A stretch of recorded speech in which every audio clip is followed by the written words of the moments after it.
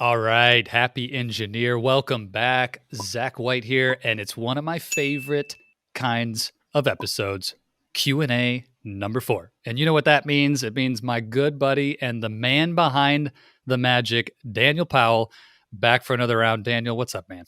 How you doing today, Zach? I'm excited about today because I got a question for you.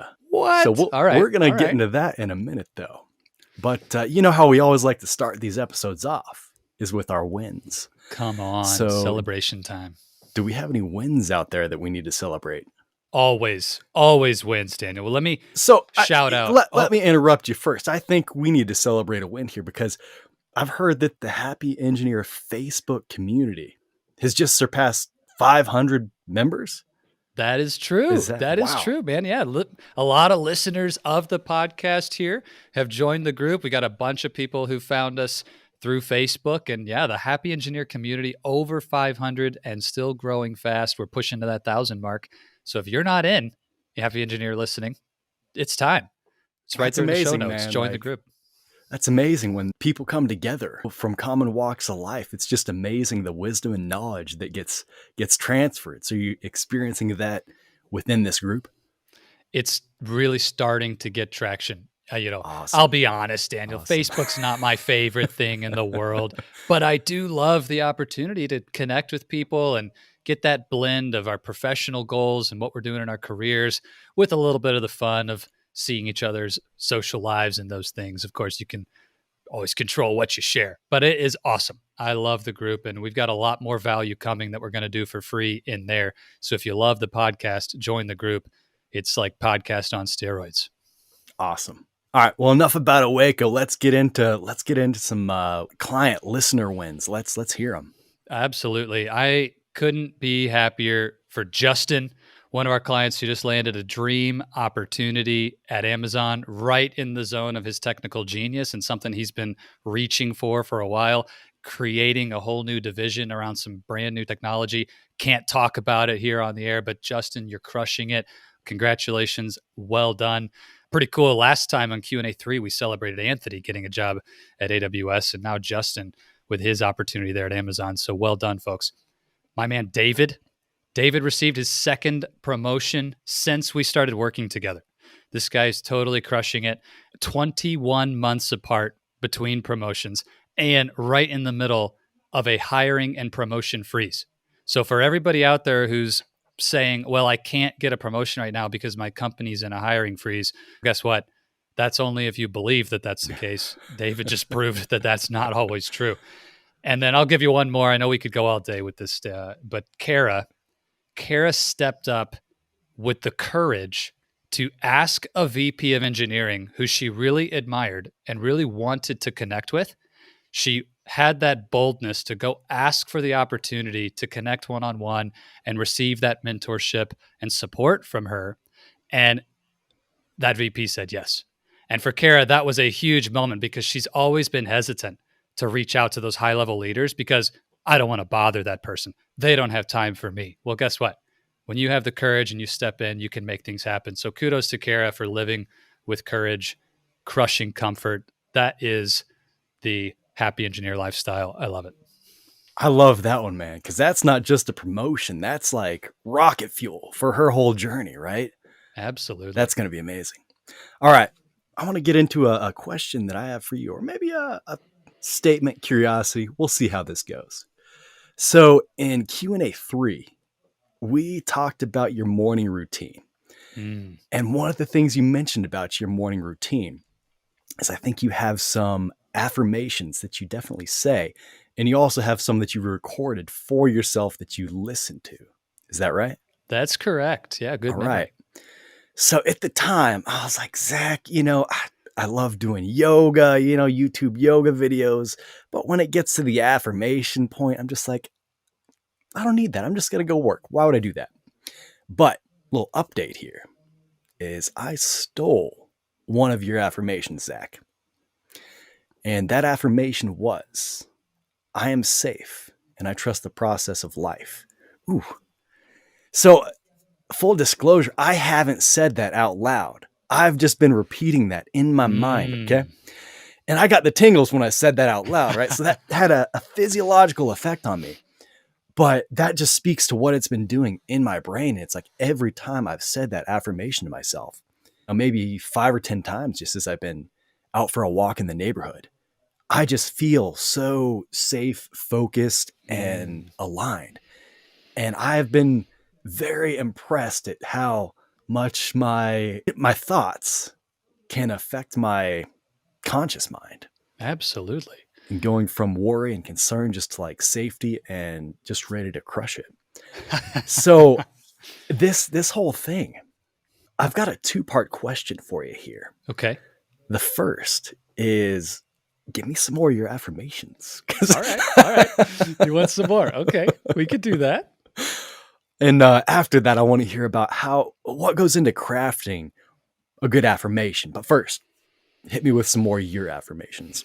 Yeah. So first of all, I love that you stole that and are using it, and everybody can steal shamelessly from a good affirmation. It doesn't have to be totally custom for you. If it resonates and it's something that supports you, take it and use it. But why don't I actually share with you just a continuation how that affirmation you just shared finishes for me, because there's a little more to it. And then you can execute this in your own world, Daniel, and build on it. But for one, I trust the process of life. Exactly what you said. I love that piece. I am safe. Here's what I do at the end of that one. All I need is always taken care of. And those three go together for me every time. So I actually really cool that you primed me with those first two, because now I'm just right there in my morning. I'm thinking about these. I trust the process of life. I am safe. All I need is always taken care of. And for me, that just amplifies that idea of safety and what that represents in my life. And when I take a big, bold, courageous risk in my business, I know that success or failure, all I need is always taken care of. When I need to go have a tough conversation with someone who I love, or maybe a colleague or someone on my team here at Owaco, I know no matter what happens, all I need is always taken care of. That clears the air of a lot of fear and allows me to step into situations with more boldness, more courage. You can tack that right on to what you're already doing. I trust the process of life. I am safe. And all I need is always taken care of. So, do you have some others that you'd like to share? A lot of my other affirmations begin very simply with the words I am, and you can fill in the blank. So there are a lot that I come back to, and I also use that as a simple template getting into your second part of the question, because if I was going to say, Daniel, what are the most important words in the English language? It's whatever words you place after I am, because that shapes your identity and your image. And identity is so critical to who we become, and therefore what we do and the results we get in life. So one example right now is that I am leaning into the identity statement that I am an 8-figure entrepreneur. I am an 8-figure entrepreneur. I am an 8-figure CEO, which Owaco is growing fast, but we're not at 8 figures yet. We're not even close to that. And for me, declaring that in the present tense, I am an 8-figure CEO, starts to shape my thinking when it comes time to make a decision in the business. Now I'm asking myself, both consciously and more importantly, subconsciously, well, what would an 8-figure CEO do in this situation? What would Zach, the 8-figure CEO, do in this situation? Because if that's what I want to become, then that's how I need to begin thinking right now. And so that's one that I've been using a lot. I use them in my personal life. I'll say, I am a loving and compassionate husband. I am a caring and considerate son. I think about the roles that I play in life. A lot of times I ad lib around those. I am, a generous leader. I am a courageous leader. And I just riff, like, where do I need to focus energy with those I am statements? And I'll spend a lot of time with that and use those as affirmations as well. Sometimes, Daniel, when I'm doing that ad libbing and I'm just letting it flow, then one of them will really resonate that morning. It's like, ooh, that one that I just said, that's the one for the day. And I'll write it down. Maybe I'll write it down 10 times and then put it on a sticky, bring it with me. For those who are on the YouTube channel, you can see I got my sticky right here. I keep it right on my monitor every day, whatever, statement I'm leaning into. So there you go. I am an 8-figure entrepreneur right here in front of me. That's amazing. I am. Okay. I just love that because in my entrepreneurial journey, like that's what I'm finding too, is that like if you bank the confidence from success, then you can move to that next step so much easier. So I feel like this is banking the confidence that you can make it to the next step and exceed that next step. Yeah. Makes And sense. if you think about what may pop in for you when you say, I am fill in the blank, if you say something like, well, I am a total rookie at business and I don't know what I'm doing. Let's be real, Daniel. That might seem true to you today. That might feel like the actual truth. But the fact is, that's not what you need in your life to get to the next level. And if you focus on that, then that's what you're going to get more of. And I've talked on this podcast a lot of times about the importance of focus. Where your focus goes, that's where your energy flows. So do you want the energy of your life to reinforce the belief that I'm a total rookie and I'm no good at this, or I don't know what I'm doing? Of course not. Like, you don't want more of that. You want, I am confident and I am consistently growing and learning and I'm getting better every day. Okay, that's also true. And it's way more empowering to who you need to become for the future. Yeah. So being intentional with these, it's about more than just feel goods in the moment. It's about making sure your focus is automatically flowing to the places that are going to have the highest leverage moving you towards your goals. All right. So crafting an affirmation. I love this I am tip because when I try to craft an affirmation for myself, I feel like I get this brain fog and I can't like really think straight. And I feel like my brain wants to devolve and go into the space of maybe positioning myself against something I don't want to be. I am not a failure or something like that, right? I don't feel like that's as helpful as it could be though, right? Totally. So I'll give 2 other quick tips on crafting an affirmation. For the engineering leader listening right now, I'd really encourage you to experiment with this and start using affirmations in your life. But first tip beyond the I am syntax is always frame your affirmations in the present positive tense. So it's not, I hope one day to be. It's not, I will become in the future. It's, I am this. And it's not, I am not going to do this bad thing, or I am no longer this thing that I don't want. That would be a negative focus. It's, I am this positive thing. So it's not to say, I am not afraid. Don't say that. Say, I am courageous. It's not, I am no longer weak and scared and confused and whatever. It's, I am strong and confident and ready. So craft your affirmation statement in the present positive. And then steal shamelessly. Daniel, you said it right at the beginning. Like, oh, Zach, I heard you say that and it works for me. Guess what? 90% of my recurring affirmation statements I heard from somebody else who I really respect. And when they said it, it just connected with my soul. And I was like, yes, I want that too. I'm taking it, right? At the end of the day, there's nothing new under the sun. A lot of us are seeking the same types of goals. So if you don't know what to say for an affirmation, go find some leaders who you respect. Look at what they're saying. I guarantee you, you can find thousands and thousands of powerful affirmations online. Just start there. And as you begin using them, then you're going to have that mastery and creativity, and you'll start creating your own authentic, unique affirmations. Man, I am laughing at myself right now because you say that and I'm like, I could have figured that out. But I feel like that's like the beauty of having coaches and whatnot to speak into your life, right? It helps you shorten that cycle and gives you an outside perspective. Hey, all that's right. why I have a coach too, Daniel. We all need a good coach, man. So let's get into some listener questions here. Our first question comes from Hadi, a principal engineer in aerospace. And her question is this: my boss is micromanaging me, and it makes it hard for me to do my job. Plus, it's frustrating and it kills my motivation. How do you handle a micromanaging leader? Whew! Bum, bum, bum. Micromanaging. Wow. Wow. Wow. Wow. Well, this is a really powerful question, and it comes up at all levels.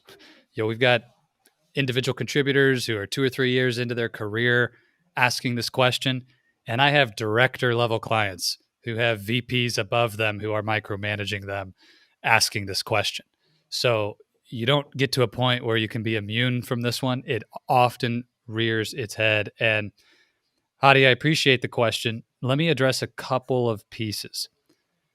First, a principle that comes into play, and I would encourage, Daniel, as you think about this, sometimes you hear a question like this and you only think about micromanagement, but I want you to zoom out as I'm talking about this, because this principle applies to a lot more than just micromanagement. And it's called the self-fulfilling belief cycle. How do you believe today that your boss is a micromanager? And my guess is, along with those beliefs are some thoughts, some frustrating thoughts, like, this is really annoying. Do you not trust me? Do you not understand the capabilities that I bring to the table? Do you not realize that you're suffocating me, that I'm not able to do my best work? Like, this is disengaging. I don't like this. There's a lot of pieces that come with that belief. Well, in our lives, our beliefs trigger actions. What we believe will change what we do. So let's take this example and play it out. If somebody's micromanaging me, and I believe that you're a micromanager and that you're annoying and that you're bothering me and that you're frustrating and that you're a source of problems and pain in my life, what type of actions are going to flow from those thoughts, those beliefs? Well, I can tell you some examples from clients I've worked with. We start avoiding our boss because I don't want them in my shorts all the time. I don't want to check my emails when my boss sends them because I'm dreading that next set of micromanaging questions they want answers to. I might even screen their call on my phone because I don't have time for their shenanigans. I need to do my work, so I'm dodging their phone calls. These kinds of things can happen. Sometimes subconsciously, you don't even realize that you're avoiding that person because they're a source of pain in your life and in your career. You might even respond with an action of gossiping or talking about it with other people. Like, gosh, can you believe so-and-so is such a micromanager? This is so annoying. Here's the thing. Your actions become the fuel for other people's beliefs. So here's the cycle. I mentioned the self-fulfilling belief cycle. Here's the whole thing. I'll zoom out. Your beliefs become your actions. Your actions reinforce or create other people's beliefs. And other people's beliefs become their actions, and their actions reinforce your beliefs. So let's keep going. If Hadi's out there dodging his boss, avoiding his boss, gossiping to other peers about his boss, doing these things like screening calls, what do you think his boss is going to believe? Hadi's screening my calls. Hadi's not responding to my emails quickly. Hadi's acting really frustrated and agitated. I'm not sure what's going on here. What if something is wrong? What if Hadi's hiding something from me? What if Hadi needs help and he's not telling me? Well, guess what his boss is going to do? He's going to try twice as hard to get in touch with him. He's going to schedule twice as many meetings, and he's going to ask twice as many questions because he's got all this uncertainty and he's picking up all this weird energy from Hadi about what's going on. And so those actions now do what? Reinforce Hadi's original fear that he's got this terrible micromanaging boss. You can play this out in so many ways. One other really simple example. Let's say you believe that you have no value to contribute on the team. You're new to the team and you're not able to contribute value. That's what you believe. Now you go to a big meeting. What do you do in that meeting? Well, you stay in the corner. You don't speak up. You keep your thoughts to yourself because you believe you have nothing to add of value. Well, guess what? Everybody else in that meeting sees your actions. Daniel didn't contribute. Daniel was just quiet in the corner. What do they believe about Daniel if that's what they see? Daniel doesn't have much to say. Daniel doesn't have much to contribute. So what do? They stop inviting you to meetings because you don't ever contribute. You don't have much to say. They don't come ask you for your opinion because you never speak up. What does that tell you? My team never asks for my opinion. I don't get invited to the important meetings. I must have nothing to contribute. And it reinforces your original belief. This plays out in our lives all the time, the self-fulfilling prophecy or the self-fulfilling belief cycle. So my first and most important insight for you, Hadi, with that in mind, is we want to begin changing our beliefs and being open to the possibility maybe your boss has a compelling, important reason for their behavior. Maybe they don't actually know how this is affecting you. Maybe they do have a lot of intelligence and a lot of leadership skills and acumen that we're just not seeing because we're frustrated by the micromanaging behavior. And what if it were possible to have a really, really constructive and working relationship with that leader because they do have good intentions? They do want to see you succeed. They're not out to get you. They didn't wake up this morning and their first thought being, how can I make Hadi's life miserable today? How can I micromanage Hadi today? That probably didn't happen. And if we can shift that, it's going to allow you to show up differently in your own actions. Change the way your boss sees and thinks about you, which will then change his actions, and we can break the cycle. Let me pause there for a second, Daniel. Does that make sense? Did I make that clear, or how could I help maybe from your perspective to articulate that? What do you think? Well, let me rewind here. My mind's still a little traumatized of all the different situations of being micromanaged. So let me recover from that. Man. Okay, so I think what I heard you say is approach it with some curiosity and some grace. I love that. Absolutely. Curiosity That's hard. and grace. That is hard. Which is a totally different mindset and a different belief than my boss is a micromanager and this is a problem and I need to change this now. Right? That's a very different energy, a different set of beliefs and thoughts to start this from. Now, I'm sure if I were Hadi, I'd be frustrated. Like, give me some tactics. Tell me what to do. Cool principle. I can see how that's true, but now what? So let me just give a couple of ideas. One of the things that most people do when they're being micromanaged is resist it. They want to somehow break that pattern quickly and tell their boss to stop doing it. Well, here's one thing you can experiment with micromanagement. What if you gave your leader so much information and so many updates that he actually had nothing else to ask you? Rather than resist and pull away, which tends to reinforce your boss's need for asking more and more questions, what if you went to your leader and said, hey, boss, I know you had a bunch of questions today, and I know you wanted to be involved in this. So here's what I was thinking. How about I send you 2 reports a day of how the project is going? I'm going to include you on my summary call at the end of the day. And if there's anything else that you need from me, I want you to tell me what that is. I'm going to make sure you get it right away. Now, Hadi's probably thinking, what? Are you kidding me? Like, I'm trying to stop being micromanaged. You're telling me to do more? Yeah. Because if we can get our leader to that point where they see, wow, Hadi's got this under control. I don't need to keep going in here and ask these questions because he clearly is crushing it. That's a really powerful way to switch the energy around this, is to actually go the opposite direction, double down. You don't want to do it, but if you will do it for a little while, then all the energy of that micromanaging will dissipate. And then we can find a regular pace, a new normal around something different. And here's the other benefit. When you start doing that, now you build some relationship bank account credit, if you want to call it that. So I can go back to my boss and say, hey, I just want you to know this isn't working for me all the time to be updating you at this cadence. Can we work together on how we can make this work differently in the future? But because you went above and beyond to support your leader with what they wanted right now, you can go ask for that in good faith, and they're going to want to reciprocate.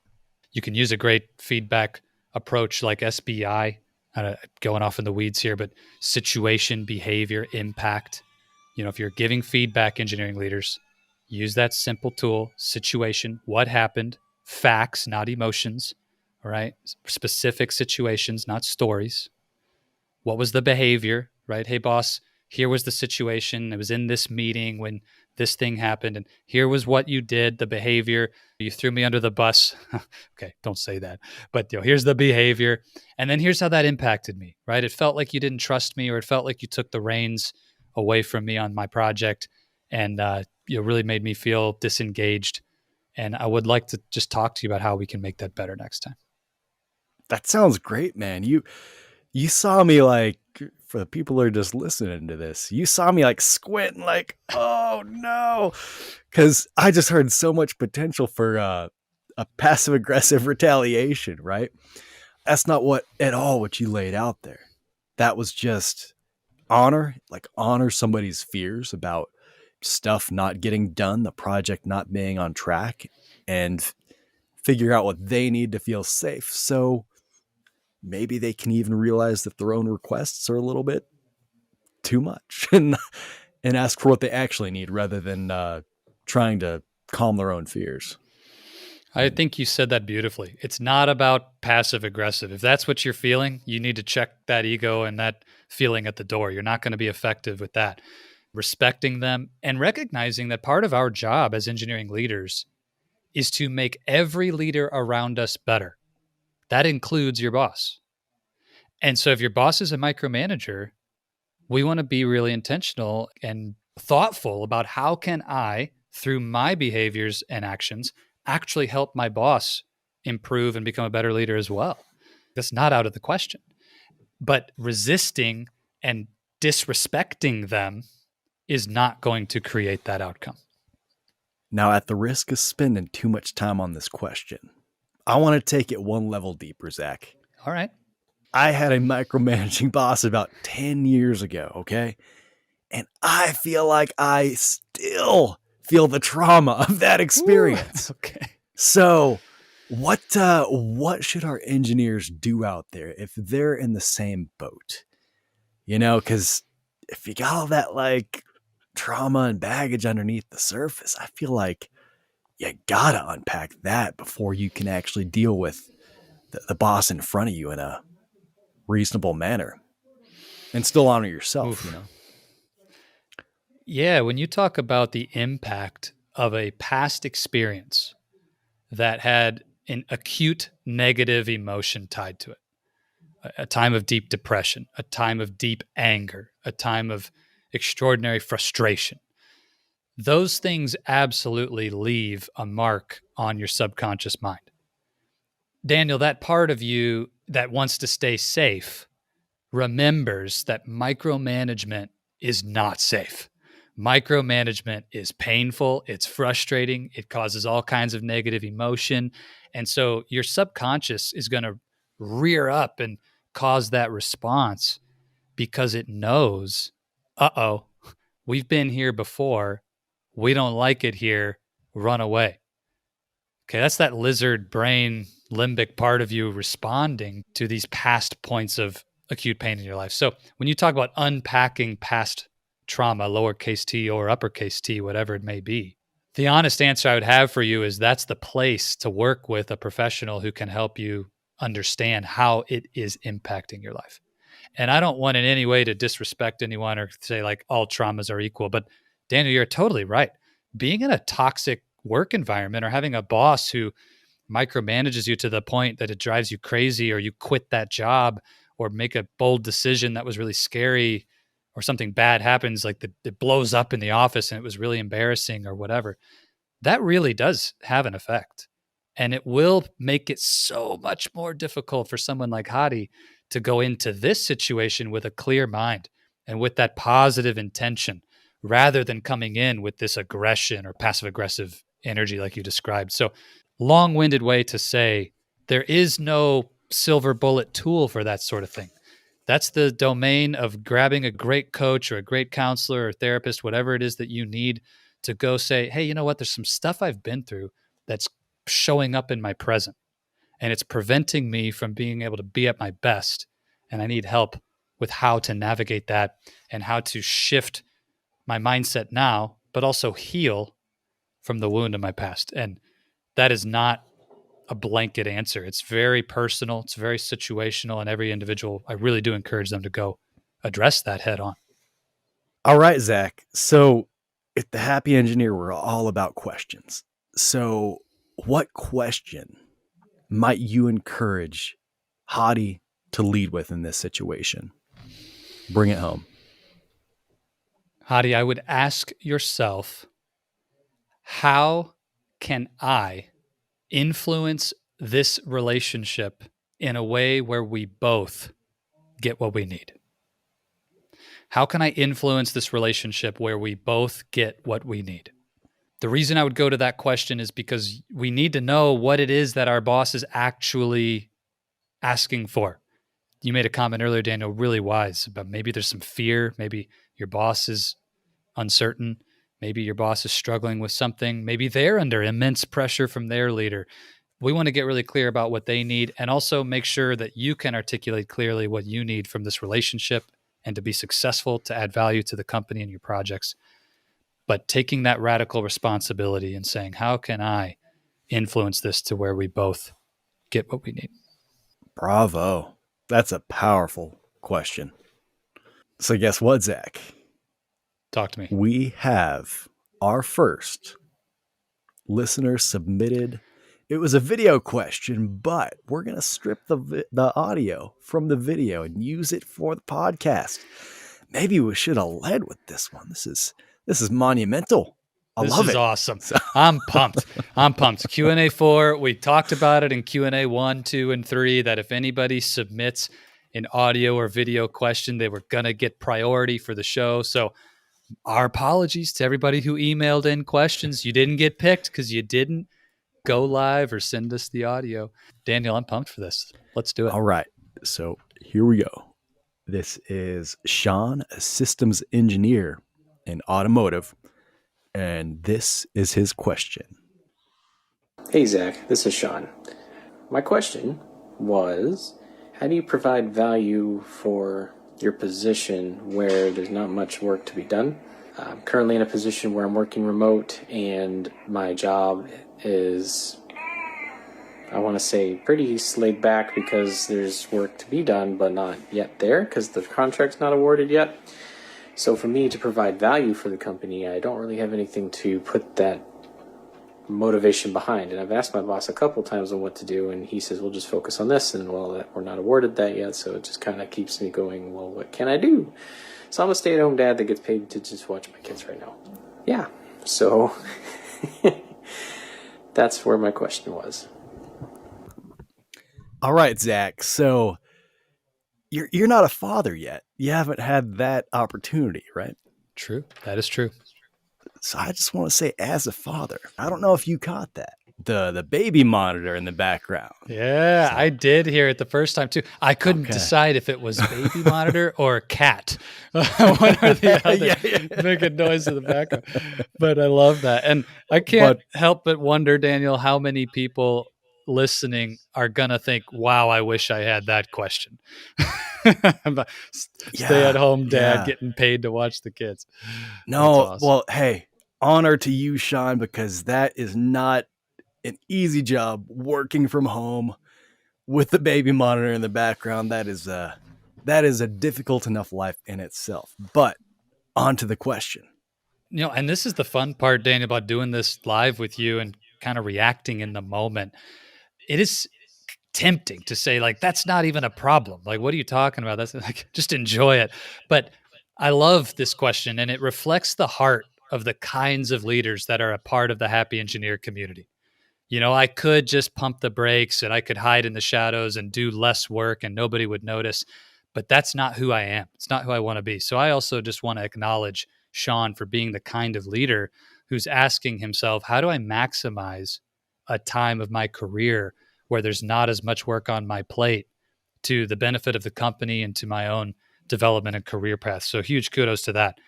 The very first answer that comes to mind for me will sound really almost rudely obvious, but the very first thing I would encourage you to do is go ask. Let's go ask that question to all of the stakeholders in your company who can help you answer it. So I know you mentioned, Sean, already that your boss, you and he have had this conversation, and your boss said, hey, work on these things, but those projects haven't been awarded yet, so you don't have the full green light to work on them. Well, who else can we ask? Does your boss have a peer, a neighboring department that you could go talk to and say, hey, I've got a slow time here. Where do you all need help? Is there a mentor or a VP level leader that you might have access to that you could set up a half-hour call, check in, and ask them, hey, what's your pet project, or what aspect of your vision for the company are you seeking to move forward? Is there anything I can do to help move that forward? Maybe you have a direct report, somebody on your team that you could step in and provide some relief for them, and just really show them that you're part of the team, that you really care. And that just because you have a light load doesn't mean you're going to let everyone else on the team who might be underwater suffer alone, so to speak. So let's go ask. Just get more curious and ask more people, how can I help? And I'll tell you, the question, what do you need the most help with? That's a great question to ask anybody in your life. When you're reconnecting with an old friend, hey, just curious, what do you need the most help with? You're talking to your family, you're talking to your boss, you're talking to a mentor, a mentee. What do you need the most help with is a great question to ask. So Sean, here's an opportunity to go practice that one. Now, if I'm in Sean's shoes and I've got capacity, I'll just tell you where Zach White would go.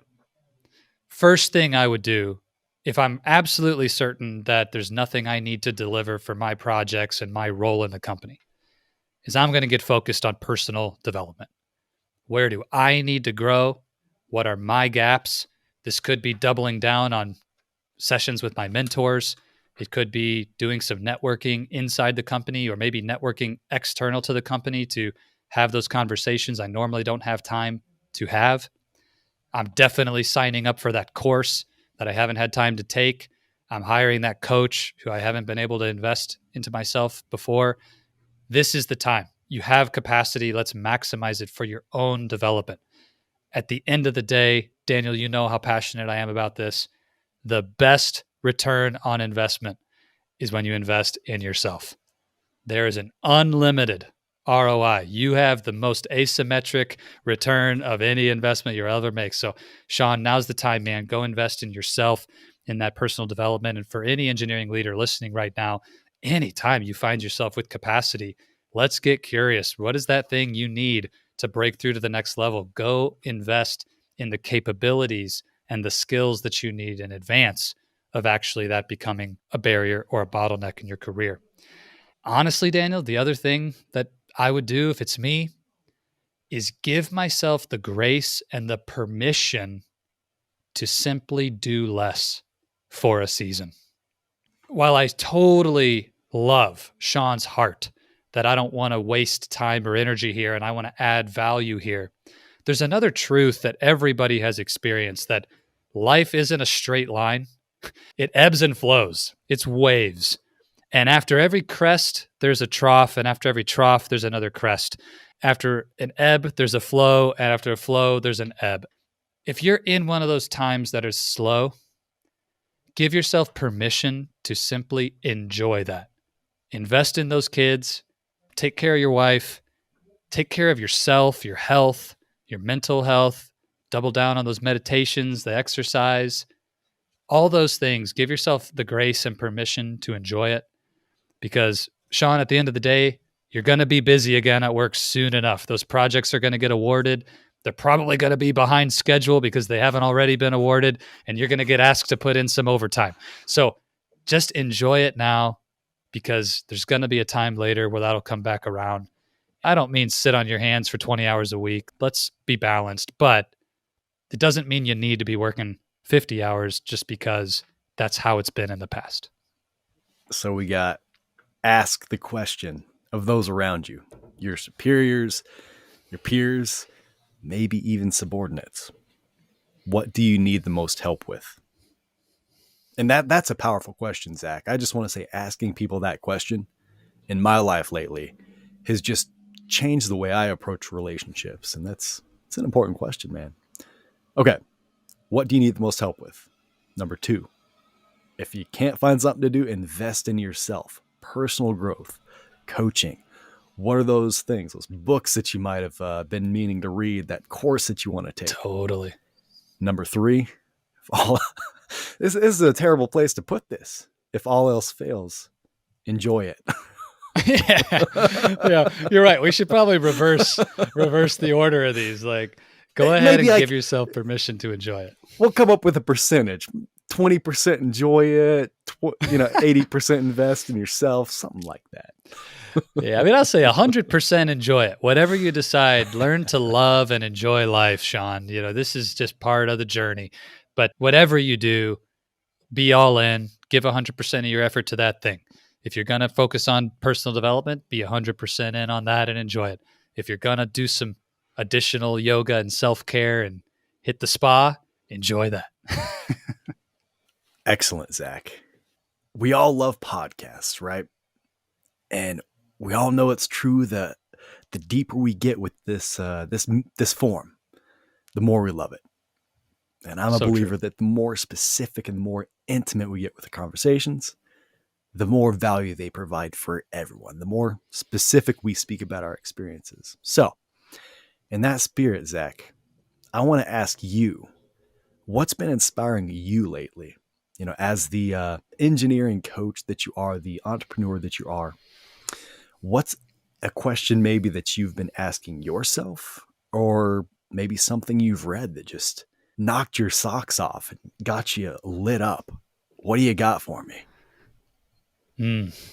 So I'll echo that spirit of intimacy and vulnerability and say first, Daniel, that I really do appreciate that you primed me for this one. Because had you asked me this with no preparation, totally in the moment, I probably would have froze up a bit, because even for Zach White, as public as I am and with the number of clients I serve and all the content we create, there's a lot of things that I still want to keep to myself and I don't share, or I probably would have been uncertain. What do I want to give, this amazing happy engineer audience today from my own personal journey? And so full candor, I had a chance to reflect on that this morning because you had told me we were going to ask this question. And this is the immediate answer that came to mind. I went back recently to a book that I believe belongs on the bookshelf of everybody who's passionate about personal growth and development, which means if you're listening to this right now, you're in that category. And if you don't own Psycho-Cybernetics by Maxwell Maltz, then I encourage you to get a copy. This book for me, Daniel, represents one of those top 10 of all time that informs the real truth behind why coaching creates such transformational change in humans, in their performance and in their potential, and how that manifests in their day-to-day life, where it really counts. And so as a coach, of course, that's a big deal to me. I'm really, really passionate about what's in here. So let me just share with you a really brief quote directly from the book, and I'll explain why this is impacting me personally so much right now. Maxwell Maltz says, "The self-image is the key to human personality and human behavior. Change the self-image and you change the personality and the behavior. But more than this, the self-image sets the boundaries of individual accomplishment. It defines what you can and cannot do. Expand the self-image and you expand the area of the possible." Area of the possible in quotes. I'll read it back really quick. I just love this so much. The self-image is the key to human personality and human behavior. When you change the self-image, you change the personality and the behavior. But more than this, the self-image sets the boundaries of individual accomplishment. It defines what you can and cannot do. When you expand the self-image, you expand the area of what is possible for you. This concept of self-image is near and dear to my heart right now, Daniel, because OACO is at a stage where we have a vision for 10 and 100x growth to impact more and more engineering leaders, because we've seen the transformational impact it's having on our clients right now. I'm so passionate about this, and I want nothing more than to see this vision expand, for us to expand our team, our reach, and that number of leaders who we can change their lives. Well, as we pursue that vision, I'm bumping up against the limits of my own self-image. And I will tie this back in. I didn't even think about this when you asked me the affirmations question earlier, how cool that these connect. That's why I'm doing that 8-figure entrepreneur affirmation every morning, because I realized that I was holding on to an identity, a self-image that believed that I was still an engineering leader who was super successful in my W-2 career days, but who was still just a novice when it came to scaling up my own company as a CEO. I was still a baby beginner at that. And that was hiding in the background.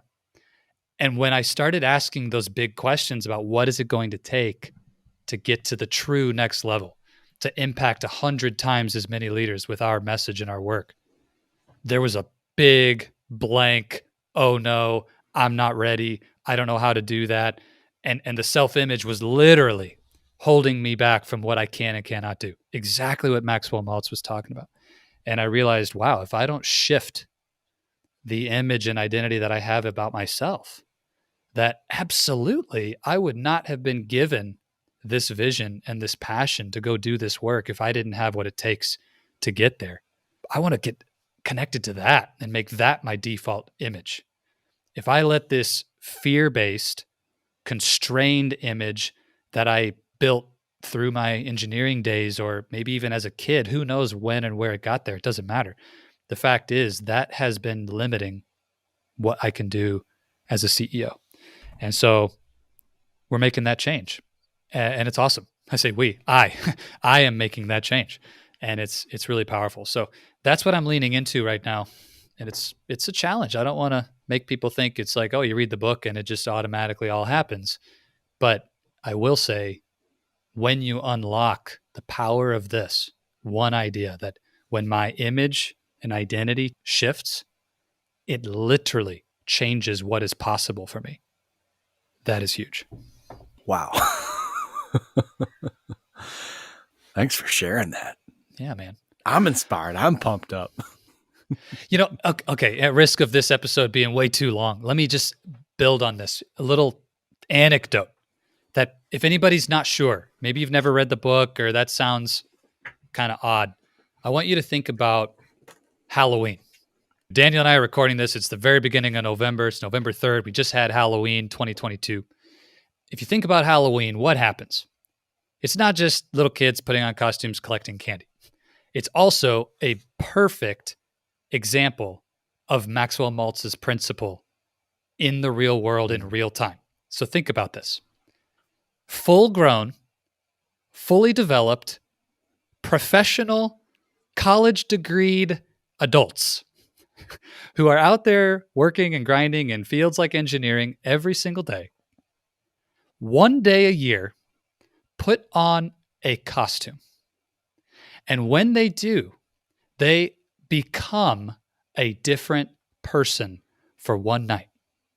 And it's not just alcohol, okay? So anybody's going to say, oh, it's because they're drinking. You can go to a wedding where people are drinking and you'll see strange behavior, but it's not the same as when they put on that costume of Wonder Woman or Darth Vader or whatever, and they walk around the party all night acting like someone else. They'll put on a weird accent. They'll approach somebody with confidence who they normally would never approach and talk to. They'll dance the night away when they wouldn't ever dance at a wedding when people can see their face. They will behave totally differently for that night because for one night and one night only, they have changed their self-image from Zach, the CEO, or Daniel, the amazing audio genius, to I am the Joker from the Batman movies, and I can walk around and freak people out and talk in this crazy voice and act in these bizarre ways, and it's totally acceptable. It's totally fine. Something new becomes possible in an instant for that person because they put on a different costume. But here's the reality, Daniel. Every day, you and I are waking up and putting on our costume. We're waking up and putting on the identity that we've chosen for ourselves or that has been shaped around us, maybe without our intention. Some of it might have been put there by our parents, by our neighbors, by our church, by our friends, by our company. But we're all doing this. So if we're going to end this episode with a powerful question, let me leave you with this one. Who are you pretending to be? Who are you pretending to be? Because at the end of the day, you can choose to be someone else. And are you happy with that? And are there places where, you know what, that's not actually the you that you want to see back in the mirror? Who are you waking up and pretending to be? See where that question takes you. And then give me a call. Let's talk about it. Amazing. Yeah, man. All right, Zach. That brings this episode of Q&A, the Q&A number 4, to a close. It's been a good one, man. Yeah, it has. Yeah, it has. I was not expecting us to get as deep as we did. Daniel, I appreciate you. You're taking me into the heart of the matter, man. This was awesome. Hello, my friend. Zach White here again. And I wanted to let you know that's all we've got for this episode of the Happy Engineer podcast. Thank you so much for investing your time with me today. It is an absolute pleasure to be able to bring you this content. Just as a reminder, it would be amazing if you would subscribe and share this episode with any other engineers you know who may benefit from this. And if you're like me, I hope that you'll take some notes and, more importantly, take action. In our audio version of the podcast on Apple Podcasts and any place that you go to find podcasts, there's a little more content from me about this episode in the debrief. If you really want to hear about how to put this into action, I'd encourage you to go grab that. But thank you for joining us for the video version of our interview today. And again, can't thank you enough for helping us to get the word out about the Happy Engineer podcast and what we're doing. If there's any way we can serve you, would love to do that. Go find us at oasisofcourage.com or reach out to me on social media at Oasis of Courage. And don't forget again to subscribe and click the bell to have notifications of upcoming releases of new episodes of the podcast. As always, I want to leave you with this. If you stay in your comfort zone, you're not going to grow. So let's crush comfort, create courage, and let's do this.